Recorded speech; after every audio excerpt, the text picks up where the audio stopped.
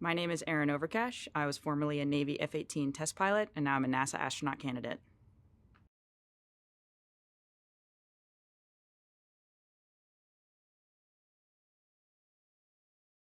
I'm from Goshen, Kentucky, which is a small town on the outskirts of downtown Louisville, the biggest city in Kentucky. And I knew from a young age that I was obsessed with all things aviation and space when I took my first flight as a kid, and I was glued to the airplane window watching the world go by.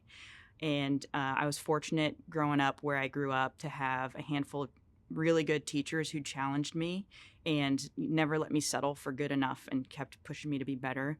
And that passion for aviation and that desire for a challenge to always do better has led me through every major career decision I've made as an adult.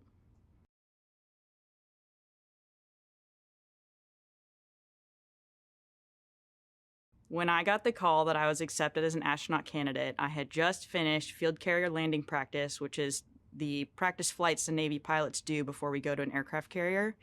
And it was like 9 o'clock at night, and I was on the couch with my spouse, and we see the unknown number on my cell phone pop up, and we didn't have to say anything to each other. We just looked at each other and knew that this was probably the moment that was going to change our lives.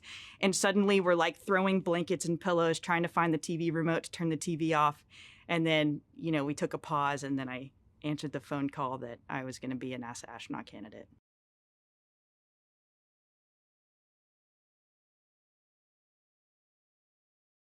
When I start astronaut candidate training, I'm looking forward to the diverse skill set that we're going to be exposed to.